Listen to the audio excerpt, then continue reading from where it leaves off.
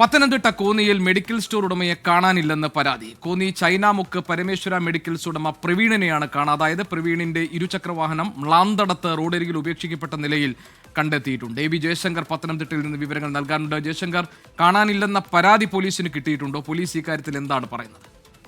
അതായത് ജി.കെ, കഴിഞ്ഞ ദിവസമാണ് ഇത്തരത്തിൽ ഈ പ്രവീണിനെ കാണാനില്ല എന്നതിൽ ഒരു സംശയം നാട്ടുകാരും ഒക്കെ പറയുന്നത്. ഇദ്ദേഹത്തിന്റെ ബൈക്ക് കോന്നി ചൈനാമുക്ക് പ്രദേശത്ത് തന്നെ ഇത്തരത്തിൽ ഉപേക്ഷിച്ച നിലയിൽ മാന്തടത്ത് ഉപേക്ഷിച്ച നിലയിൽ കണ്ടെത്തുകയും ചെയ്തു. എന്തായാലും ഇപ്പോൾ ഈ ഇഷ്യൂവുമായി ബന്ധപ്പെട്ട് ഇദ്ദേഹത്തിന്റെ ബൈക്ക് നിയന്ത്രണം വിട്ട് തോട്ടിലേക്കാണെന്ന് പറഞ്ഞ് സംബന്ധിച്ചുള്ള വിവരങ്ങളൊക്കെ ലഭ്യമായിട്ടുണ്ട്. CCTV ഉൾപ്പെടെ ലഭിച്ചിട്ടുണ്ട്. എന്തായാലും ഫയർഫോഴ്സും നാട്ടുകാരും ഒക്കെ ഈ തോടിന് വക്കിലുള്ള പ്രദേശങ്ങളിൽ നിലവിൽ പരിശോധന നടത്തിക്കൊണ്ടിരിക്കുകയാണ്. മറ്റ് ദുരൂഹതകളില്ല എന്നാണ് പോലീസ് ഇതുമായി ബന്ധപ്പെട്ട് പറയുന്നത്. ആദ്യഘട്ടത്തിൽ ഇദ്ദേഹത്തിന്റെ ബൈക്ക് മാത്രം കണ്ടൊരു സാഹചര്യത്തിൽ വലിയ തോതിലുള്ള ദുരൂഹതയും സംശയമൊക്കെ ഉണ്ടായിരുന്നു. എന്തായാലും ഇപ്പോൾ ഈ തോടിന് സമീപത്ത് ഇത്തരത്തിൽ ബൈക്ക് കണ്ടെത്തിയിട്ടുണ്ട്. ഇദ്ദേഹം തോട്ടിലേക്ക് വീഴുന്ന ദൃശ്യങ്ങൾ എന്തായാലും ലഭിച്ചിട്ടുണ്ട്. ഈ കഴിഞ്ഞ ദിവസമാണ് ഇത്തരത്തിൽ ഒരു അപകടത്തിൽ ഇദ്ദേഹം തോട്ടിലേക്ക് മറിഞ്ഞു വീഴുന്ന ഒരു സാഹചര്യം ഉണ്ടായതെന്നാണ് മനസ്സിലാക്കുന്നത്. എന്തായാലും ഫയർഫോഴ്സും നാട്ടുകാരും പോലീസൊക്കെ ചേർന്ന് ഈ തോട്ടിൽ മ്ലാന്തടം ഭാഗത്ത്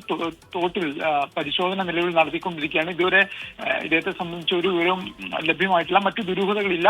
ബൈക്ക് നിയന്ത്രണം വിട്ട് അപകടത്തിൽപ്പെട്ട് ഇദ്ദേഹം തോട്ടിൽ വീണ് ഇരിക്കാമെന്നാണ് പോലീസ് ഇതുമായി ബന്ധപ്പെട്ട് പറയുന്നത്. കാരണം കഴിഞ്ഞ ദിവസമൊക്കെ അത്യാവശ്യം മഴ പെയ്ത് തോടുകളിൽ ഉൾപ്പെടെ വെള്ളമുണ്ടായിരുന്ന ഒരു സാഹചര്യം ഉണ്ടായിരുന്നു. എന്തായാലും ഇതുമായി ബന്ധപ്പെട്ട പരിശോധനകൾ നിലവിൽ നടക്കുന്നുണ്ട്. ശരി, എ വി ജയശങ്കറാണ് വിവരങ്ങൾ നൽകുന്നത്.